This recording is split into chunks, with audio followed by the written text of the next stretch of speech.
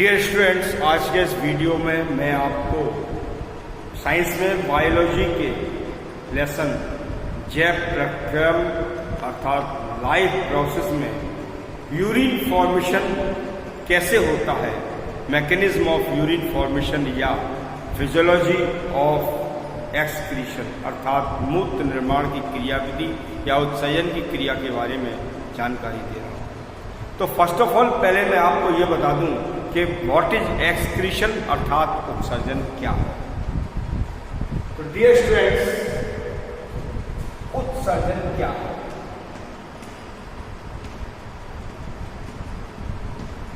देखिए, शरीर में बहुत सारी भौतिक और रासायनिक क्रियाएं होती हैं। इन रासायनिक क्रियाओं को सम्मिलित रूप से जो फिजिकल और केमिकल ये चेंजेस हो रहे हैं, इनको सम्मिलित रूप से मेटाबॉलिक एक्टिविटीज या उपापचयी क्रियाएं कहते हैं। तो जीव शरीर में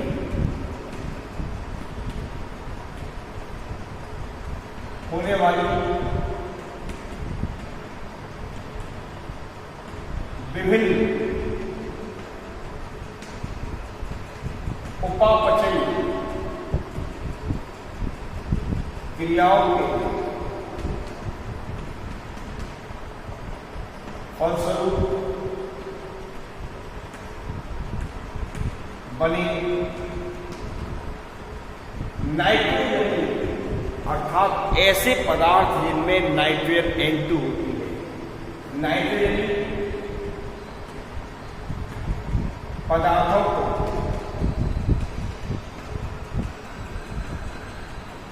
उत्सर्जी अंगों अर्थात एक्सक्रीटरी ऑर्गन्स की मदद से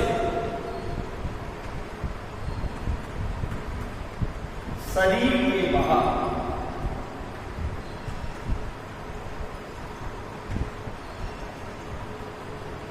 त्यागने की क्रिया को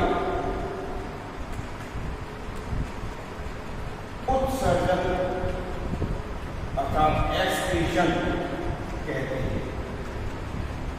तो डियर स्टूडेंट्स, यह क्रिया किस प्रकार से संपादित होती है, कैसे होती है? देखिए, शरीर में जैसा कि मैंने पिछले वीडियो में बताया था कि गुर्दे में बहुत सारी वृक्क नलिकाएं होती हैं, नेफ्रॉन होती हैं। ये पतली पतली सूक्ष्म महीन नलिकाएं हैं।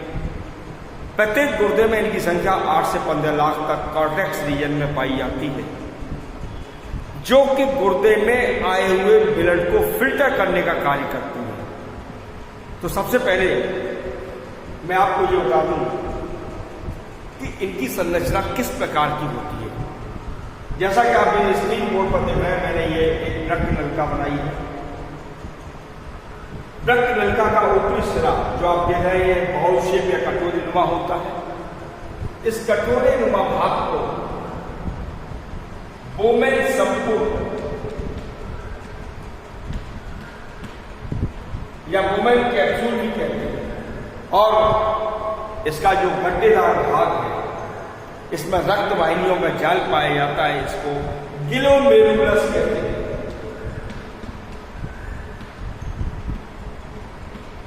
और दोनों को संयुक्त रूप से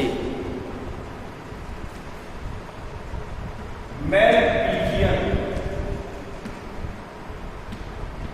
काय या मेलपीजियन बॉडी कहा जाता है। इसमें रक्त धमनिका की एक साथ एक रीनल आर्टरी होती है, उसकी एक ब्रांच ब्लड को लेके जाती है। इससे अविवाही रक्त धमनिका कहते हैं। ये अविवाही या एफरेंट रीनल आर्टियोल ब्लड को ग्लोमेरुलस में ले जाती है और यहां से ब्लड इफरेंट रीनल आर्टियोल या अपवाही रक्त धमनिका के द्वारा बाहर आता है। ये अपवाही रक्त धमनिका है जो कि ब्लड को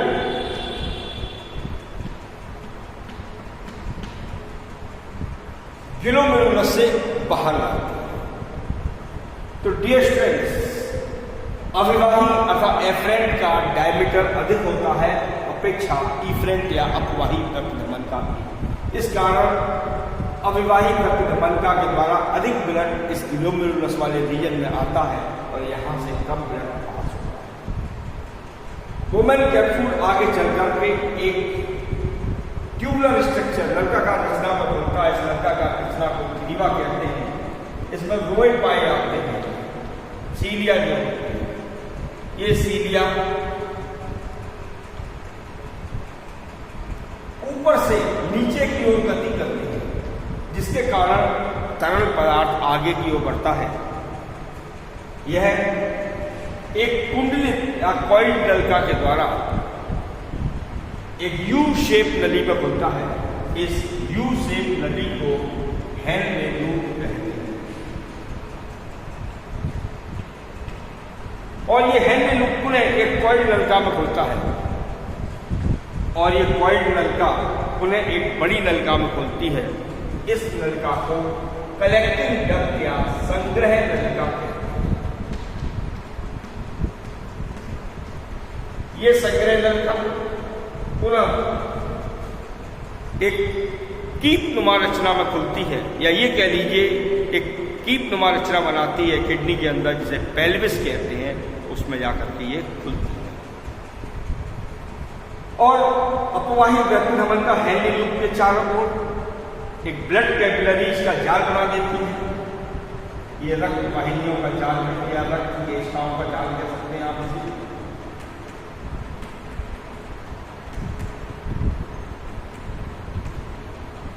ये रक्त केशिकाएं परस्पर आपस में मिलकर के ब्लड शिरा बनाती है या रीनल वेन बनाती है, जो ब्लड को बाहर निकालने का कार्य करती है। तो इस प्रकार से ये नेफ्रॉन या रक्त नलिका की संरचना होती है। अब यूरिन फॉर्मेशन की प्रोसेस होती कैसे है? यूरिन फॉर्मेशन की प्रोसेस को 3 चरणों में बांटा गया है। तो मैं आपको पहला चरण बता रहा हूं। फर्स्ट स्टेप है अति सूक्ष्म निस्यंदन।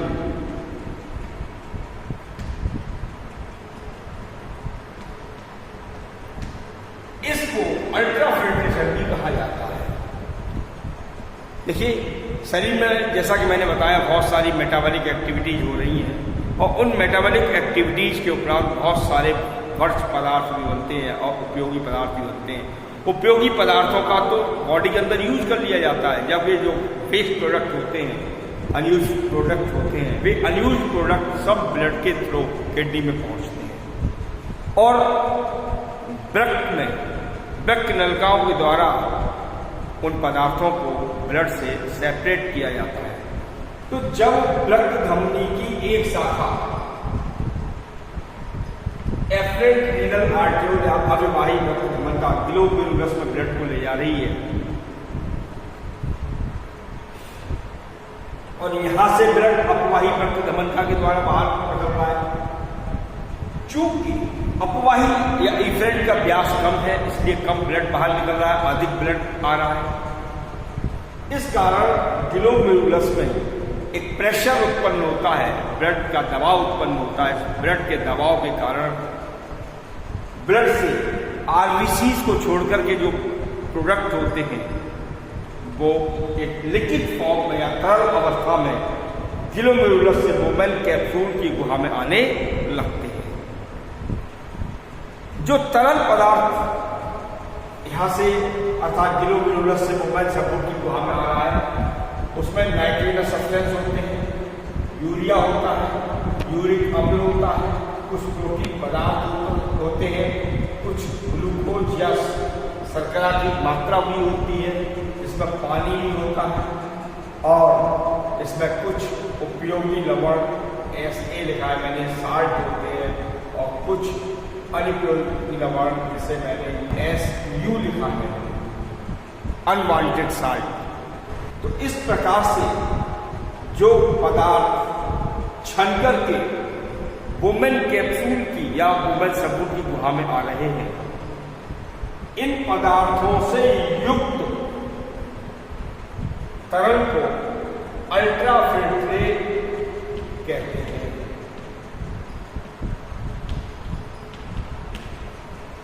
और इस क्रिया को फिल्ट्रेशन कहा जाता है।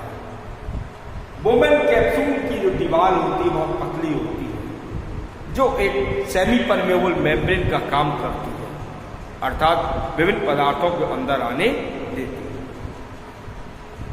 चूंकि इस अल्ट्राफिल्ट्रेट में कुछ उपयोगी पदार्थ भी हैं जो बॉडी में काम आने हैं, और शेष अनुपयोगी पदार्थ हैं जो शरीर के लिए हानिकारक है, इनको बाहर निकालना आवश्यक होता है।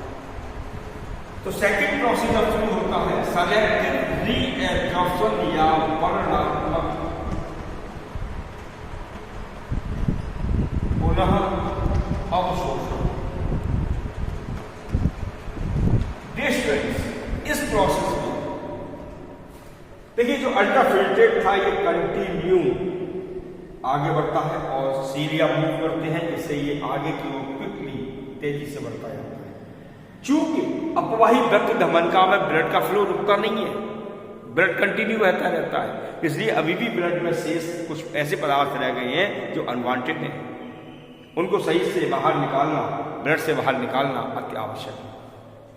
तो जब ये ब्लड कैपिलरीज में आता है, उस समय जो अल्ट्राफिल्ट्रेट में विभिन्न प्रकार के पदार्थ थे, जैसे नाइट्रोजन पदार्थ, urea, uric acid, protein substance, glucose मतलब शुगर, पानी और कुछ यूजफुल साल्ट और अनवांटेड साल्ट से एसिड का होता है। देखिए, जैसे प्रोटीन पदार्थ है, ये हमारे शरीर में काम आएगी, इसलिए ये हेनले लूप की नली से ब्लड कैपिलरीज में भेज दिए जाते हैं। जैसे शर्करा यह अतिरिक्त है, अनवांटेड है, तो इसी अल्ट्राफिल्ट्रेट में रहेगी, अन्यथा इसको ब्लड में डिफ्यूज कर दिया जाएगा, विषित कर दिया जाएगा। कुछ उपयोगी जो साल्ट है, इन साल्ट्स को भी रक्त केशिकाओं में भेज दिया जाएगा। बदले में यहां से जो नाइट्रोजनस सब्सटेंस है इस ब्लड में, उन नाइट्रोजनस सब्सटेंसेस को हेनले लूप की नली में, यूरिया जो रह गया है उसको हेनले लूप की नली में, यूरिक एसिड जो रह गया है उसको हेनले लूप की नली में, और कुछ अनवांटेड जो साल्ट रह गए हैं वो भी हेनले लूप की नली में भेज दिए जाते हैं। तो यहाँ पर दो प्रकार की क्रियाएं हो रही हैं। जो यूजफुल सब्सटेंस है उनको हेनले लूप की नली से कैपिलरीज में डिफ्यूज किया जा रहा है, विषित किया जा रहा है, जबकि बदले में ब्लड में जो अनवांटेड सब्सटेंस है उनको हेनले लूप की नली में डिफ्यूज किया जा रहा है। इस प्रकार से दो प्रक्रियाएं हो रही हैं। कुछ चयनित पदार्थों का एक भाग से दूसरे भाग में विसरण होता है, अर्थात जो उपयोगी पदार्थ है उनको ब्लड में भेजा जाता है और अनुपयोगी पदार्थों को ब्लड से हेनले लूप की नली में भेजा जाता है। इसलिए इस क्रिया को सेलेक्टिव रीएब्जॉर्प्शन की क्रिया कहते हैं। थर्ड स्टेप जो मैं आपको दे रहा हूं, यह सिक्रीशन या स्त्राव।